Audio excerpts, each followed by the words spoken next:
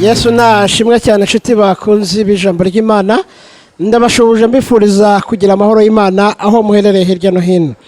Hari ijambo rero ryanyiriwemo mu uyu munsi kandi rinandamukiramo, numva riri gufasha umutima wanjye, nifuza kugira ngo ndibasangize namwe ribagwe neza mu izina rya Yesu. Ni ijambo riri mu butumwa bwiza uko bwanditswe na Luka igice cya 10 umurongo wa 2. Luka ibice 10 umurongo wa 2 haranditse ngo, arababwira ati ibisarurwa ni byinshi ariko abasaruzi ni bacye, nuko mwinginga nyiri ibisarurwa ngo yohereze abasaruzi mu bisarurwa bye. Amen. Ntabwo nshaka kuvuga ibintu byinshi muri iri jambo, nuko basuhuza gusa kandi aho uri hose wifuriza gutekereza kuri iri jambo. Kubera iki Bibiliya ivuze ngo ibisarurwa ni byinshi ariko abasaruzi ni bakeya? Hari ibintu bigera muri 2 cyangwa 3 nizamo hano nshaka kukwibutsa. Ikiri jambo litweretse ko hariho ubukene mu bakozi b'Imana.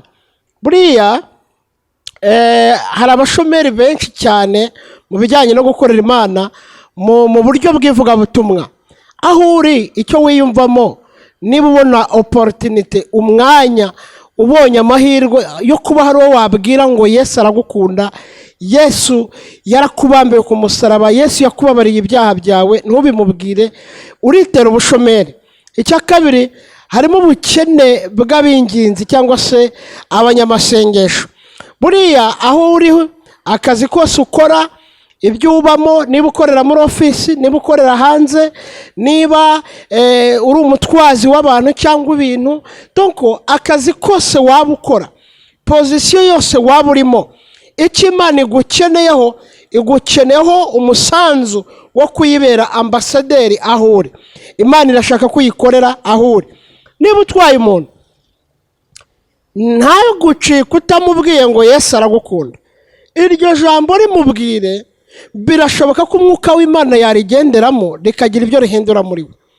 Niba uri mu murima uri guhinga, niba uri muri ofisi wicaye urimo wakira abantu, uwo muntu umuhe serivisi ugomba kumuha, ariko ugira n'ijambo ry'Imana umubwira, kugira ngo turwanye ubu bukene buvuzwe hano muri iri jambo ry'Imana.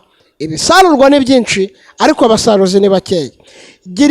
Igirira Imana umumaro aho uri hose, uyigirira umumaro aho ugenda. Niba uri no muri taxi, umuntu mwicaranye, gira ijambo ry'Imana umubwira, ribasha kumufasha, ribasha kumukiza. Bwira umuntu ijambo ryiza ribasha kumuruhura umutima. Imana iguha umugisha. Ndakwingingira kugira ngo ube umuntu w'umumaro ku Mana, we guhombera Imana. Imana iguha umugisha mu izina rya Yesu. Murakoze.